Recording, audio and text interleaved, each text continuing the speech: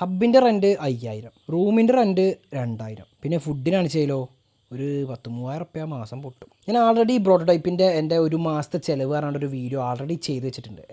അപ്പോൾ ആ വീഡിയോക്ക് അത്യാവശ്യം നല്ല റെസ്പോൺസ് തന്നെ കിട്ടിയിട്ടുണ്ടായിരുന്നു. അപ്പോൾ എല്ലാവർക്കും എൻ്റെ ഒരു മാസത്തെ ചിലവും അന്ന് ആക്ച്വലി ആ വീഡിയോയിൽ ഞാൻ ചിലവിനെ കുറിച്ച് മാത്രമല്ല ഇട്ടുണ്ടായിരുന്നത്, ഞാൻ ഫുമിഗേഷനെ കുറിച്ചും. അന്ന് ഫുമിഗേഷൻ ആയിരുന്നു, ഇന്നിപ്പോൾ ഫൗണ്ടേഷൻ ആയി. ഓക്കെ, അന്ന് ഫുമിഗേഷനെ കുറിച്ചിട്ടും ചിലവിന്, അതായത് ഒരു മാസത്തെ എനിക്ക് വന്നിട്ടുള്ള ചിലവിനെ കുറിച്ചും ഫീസിനെ കുറിച്ചും അങ്ങനത്തെ എല്ലാത്തിനും കാര്യങ്ങളെ കുറിച്ച് ഒരു ഓവറോൾ വീഡിയോ ഞാൻ അന്ന് ചെയ്തിട്ടുണ്ടായിരുന്നത്. പക്ഷേ ഈ ഒരു വീഡിയോ എന്ന് പറയുന്നത് കംപ്ലീറ്റ് ചിലവ്. എൻ്റെ പ്രോട്ടോടൈപ്പിൽ ഞാനിപ്പോൾ ഏകദേശം വന്നിട്ട് ഇപ്പോൾ 7 മാസം കഴിഞ്ഞ് 8 മാസം ആവാനായിട്ടുണ്ട്. അപ്പോൾ ഈ ഒരു 7 മാസത്തെ ഒരു മൊത്തത്തിലുള്ള ചിലവ് എത്രത്തോളം ചിലവായി എനിക്ക്, ആ ഒരു വീഡിയോ ആണിത്. സാധാരണ ഞാൻ കണ്ടിട്ടില്ല ആരും അങ്ങനെ ഒരു ഇൻസ്റ്റിറ്റ്യൂഷൻ പഠിക്കാൻ പോയിട്ട് അല്ലെങ്കിൽ എവിടെയെങ്കിലും പഠിക്കാൻ പോയിട്ട് അല്ലെങ്കിൽ എവിടേക്കെങ്കിലും പോയിട്ട് കംപ്ലീറ്റ് ചിലവ് എത്ര രൂപ എണ്ണിപ്പറഞ്ഞ് എത്ര രൂപ ചിലവായി എന്നുള്ളത് ഒരു അപ്രോക്സിമേറ്റ് കണക്കായിരിക്കും ഞാൻ ഇതിലും പറയുന്നുണ്ടാവും. ഓക്കെ, പക്ഷേ ചില കാര്യങ്ങളൊക്കെ ഞാൻ പക്ക ആയിട്ട് പറയും. ചില ഈ ചായ കുടിച്ചാൻ പോയത് അല്ലെങ്കിൽ ചോറ് കഴിച്ചാൻ പോയത് അങ്ങനത്തെ കാര്യങ്ങളൊന്നും ഞാൻ ഒരു അപ്രോക്സിമേറ്റ് കണക്കായിരിക്കും പറയുന്നുണ്ടാവുക. അപ്പോൾ എൻ്റെ ഒരു 7 മാസത്തെ പ്രോട്ടോടൈപ്പ് ലൈഫിൽ അല്ലെങ്കിൽ 7 മാസത്തെ ഈ ഒരു ഹോസ്റ്റൽ ലൈഫിലും ഈ ഒരു പ്രോട്ടോടൈപ്പിൽ കാര്യങ്ങളിലും ഞാൻ എത്രത്തോളം രൂപ ചിലവാക്കി, അതാണ് ഈ ഒരു വീഡിയോ എന്ന് പറയുന്നത്. നമുക്ക് ഡയറക്റ്റ് വീഡിയോ എടുക്കാം. അപ്പോൾ ഫസ്റ്റ് ഓഫ് ഓൾ ഞാൻ ഫീസിൽ നിന്ന് തന്നെ തുടങ്ങുകയാണ്. അതാണുള്ള എപ്പോഴത്തെ ഒരു കീഴ്വഴക്കെന്ന് പറയുന്നത്. അപ്പോൾ ഫീസിൽ നിന്ന് തന്നെ തുടത്താം. അപ്പോൾ ഞാൻ ഫുമിഗേഷൻ്റെ മുൻപ് ഏകദേശം 15,000 രൂപയാണ് അടച്ചിട്ടുണ്ടായിരുന്നത്. അപ്പോൾ ഈ 15,000 രൂപ അടച്ചിട്ടാണ് ഞാൻ, അതായത് 15,000 റുപ്പീസ്, 1500 15,000 രൂപ. ഓക്കെ, അത് നമ്മളിവിടെ ഞാനിങ്ങനെ കാൽക്കുലേറ്റർ ഇങ്ങനെ നോട്ട് ചെയ്ത് വെക്കുന്നിട്ട് ലാസ്റ്റ് ഒരു ടോട്ടൽ സമ്മങ്ങൾ ഉണ്ടാകാൻ ഒരു ചെറിയൊരു മനസംതൃപ്തി ഉണ്ടാവില്ലേ. അപ്പോൾ അത് ഞാൻ ഒക്കെ പാടെ ഇങ്ങനെ പ്ലസ് അടിച്ച് ഇങ്ങനെ പോകാം കാൽക്കുലേറ്റർ. ഓക്കെ, അപ്പോൾ നിങ്ങൾക്ക് അത് അടിച്ച് ബുദ്ധിമുട്ടേണ്ട ആവശ്യം ഉണ്ടാവില്ല. ഞാൻ ഇവിടെ ഇങ്ങനെ കാണിക്കാം, അല്ലെങ്കിൽ ഇവിടെ എവിടെയെങ്കിലും കാണിക്കാം. ഓക്കെ, എനിക്ക് പിന്നെ അത് ചൂസ് ചെയ്തത് 1,26,600.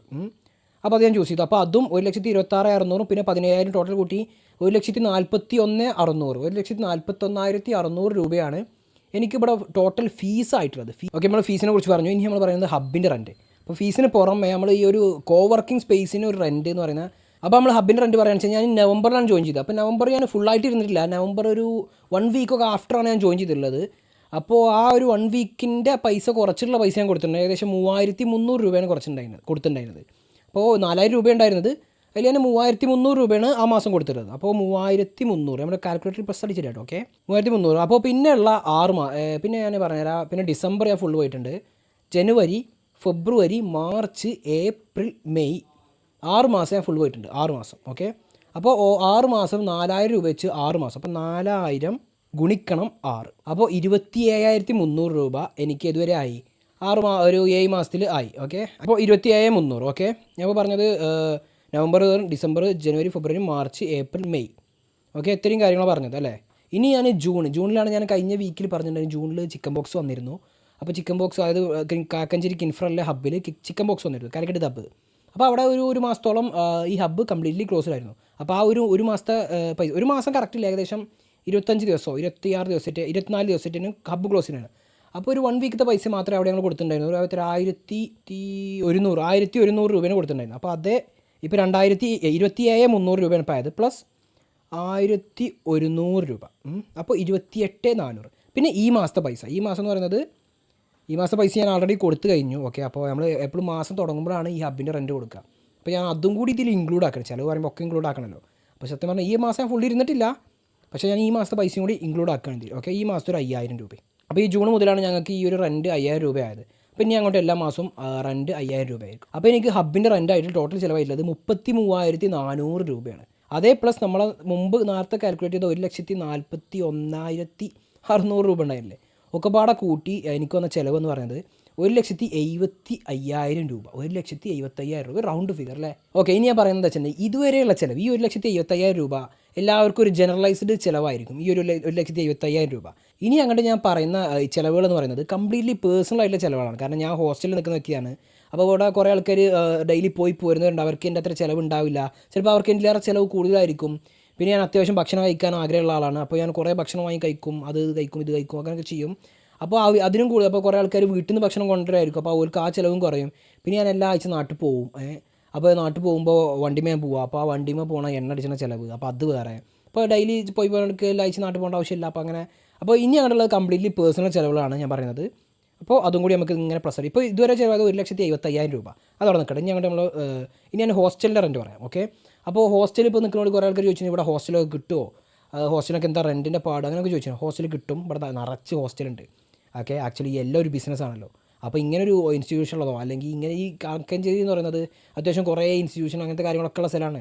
അപ്പോൾ കുറേ കുട്ടികൾക്ക് ഹോസ്റ്റൽ വേണ്ടി വരും. അപ്പോൾ ഹോസ്റ്റൽ കണ്ടമാനുണ്ട്. നിങ്ങൾക്ക് വേണ്ട റെൻറ്റിൽ ഹോസ്റ്റൽ കിട്ടും സത്യം പറഞ്ഞാൽ അവിടെ. ഓക്കെ, അപ്പോൾ ഞാൻ ആദ്യം നിന്നിരുന്ന ഹോസ്റ്റൽ ഞാൻ ഏകദേശം ഒരു 6 മാസത്തോളം, ഒരു 5 മാസത്തോളം ഞാൻ നിന്നിരുന്ന ഹോസ്റ്റലിൻ്റെ റെൻ്റ് എന്ന് പറയുന്നത് 2000 രൂപയായിരുന്നു. 2000 രൂപ. അപ്പോൾ 2000 × 5 10000 രൂപ എനിക്ക് ഹോസ്റ്റലിന് അവിടെ ചിലവായി.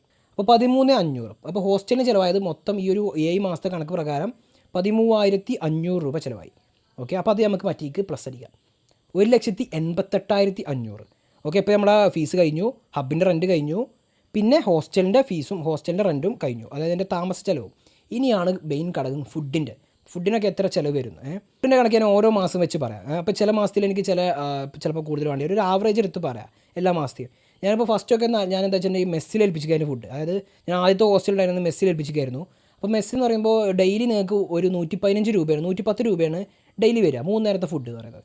അപ്പോൾ രാവിലെ വല്ല പുട്ടോ ഇഡ്ഡലിയോ ദോശയോ അങ്ങനത്തെ എന്തെങ്കിലും തരും, നൂൽപുട്ടോ അങ്ങനത്തെ. നൂൽപുട്ടെന്ന് പറയുന്നത് ഇനിയിപ്പോൾ ഞങ്ങൾ നൂൽപുട്ടെന്ന് പറയാം, ഇനി ചിലവിൽ ചിലപ്പോൾ ഇടിയപ്പം എന്നൊക്കെ പറയില്ല, അങ്ങനത്തെ ആ ഫുഡ്. ഇപ്പോൾ എന്തെങ്കിലും ഫുഡ് ഉണ്ടാകുമെന്ന് വെച്ചിട്ടുണ്ടെങ്കിൽ തിങ്കളാഴ്ച ബുധനാഴ്ച വെള്ളിയാഴ്ച സ്പെഷ്യൽ ഉണ്ടാവും.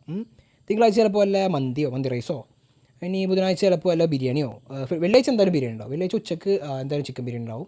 അപ്പോൾ ടോട്ടൽ എനിക്ക് മെസ്സ് പ്രകാരം മാത്രം ഫുഡായിട്ടുള്ളത് 12,300 രൂപയാണ് ഈ ഒരു 7 മാസത്തിൽ മെസ്സിന്ന് മാത്രം. അപ്പോൾ ഞാൻ കുറേ ദിവസം പുറത്തുനിന്ന് കഴിക്കണം. അപ്പോൾ പുറത്തുനിന്ന് കഴിക്കുന്ന ഫുഡ് ഞാൻ പിന്നെ ആഡാക്കാം.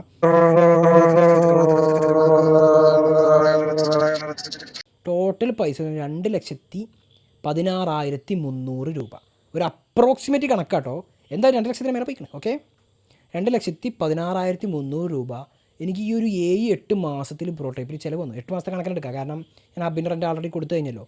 അപ്പോൾ 2,16,500 റൗണ്ട് ആകുമ്പോൾ 2,16,500 രൂപ ടോട്ടൽ ചിലവായി. ഓക്കെ, ഇത്രയും ചിലവായി. അപ്പോൾ ചിലവ് എല്ലാവർക്കും അറിയണമെന്നുണ്ടായിരുന്നു. അപ്പോൾ ഇനിയും ഇതിലാറൊക്കെ പുറമെ ചിലവെല്ലാം കുറേ ഉണ്ടായിരിക്കും. അവിടെ കൊടുക്കുക പോയത് ചിലപ്പോൾ കുറേ കണക്കൂടി ഉണ്ടാവില്ല. പിന്നെ ഒരു 1000 രൂപ കൂടി ആഡാക്കാണ്ട്. ഞാൻ കഴിഞ്ഞ വീക്ക് പറഞ്ഞു, ഞാൻ ഒരു വീക്ക് റിപ്പീറ്റ് 2 വട്ടം റിപ്പീറ്റ് അടിച്ചിട്ട് ഒരു 1000 എക്സ്ട്രാ കയറിയിട്ടുണ്ട്. ഓക്കെ, അപ്പോൾ ഒരു 1000 ഇറക്കറ്റി. ഇപ്പോൾ 2,17,300 രൂപ. ഓക്കെ, നല്ല സങ്കടമുണ്ട്. 1000 പറയുമ്പോഴൊക്കെ നല്ല സങ്കടമുണ്ട്. ഒരു 1000 രൂപ വെറുതെ അങ്ങോട്ട് കൊടുത്ത മാതിരിയാണ് അതിപ്പോൾ. അപ്പോൾ ഇത്രയൊക്കെ തന്നെയുള്ളൂ പറയാനുള്ളത്. ഈ വീഡിയോ ഒരുപാട് വലിച്ചു നീട്ടുന്നില്ല. ചിലവിനെ കുറിച്ച് ഇപ്പോൾ അധികം ആൾക്കാർക്കൊന്നും അറിയേണ്ട ആവശ്യം ഉണ്ടാവില്ല. അപ്പോൾ 2,17,500 രൂപ ടോട്ടൽ ചിലവായി. നല്ല സങ്കടമുണ്ട്, വളരെ സങ്കടമുണ്ട്. ഓക്കെ, എന്നിരുന്നാൽ കൂടി കുഴപ്പമില്ല, സ്കില്ല് ഡെവലപ്പ് ചെയ്യണ്ടല്ലോ. ഇത്രയും പറഞ്ഞുകൊണ്ട് നമ്മൾ വീഡിയോ അവസാനിപ്പിക്കാൻ പോവുകയാണ്. വീഡിയോ ഇഷ്ടപ്പെട്ടാൽ ലൈക്ക് ചെയ്യുക, സബ്സ്ക്രൈബ് ചെയ്യുക, ഷെയർ ചെയ്യുക, കമൻറ്റ് ചെയ്യുക, എന്തെങ്കിലുമൊക്കെ ചെയ്യാം. ഓക്കെ, ഈ എമൗണ്ടിനെ കുറിച്ച് നിങ്ങളുടെ അഭിപ്രായം കമൻറ്റ് ചെയ്യാം കേട്ടോ. ഇത്രയൊക്കെ ചെയ്യുക, അങ്ങനെ എന്തെങ്കിലും കിട്ടോ ഒക്കെ സ്വീകരിക്കുന്നതാണ്. Thank you.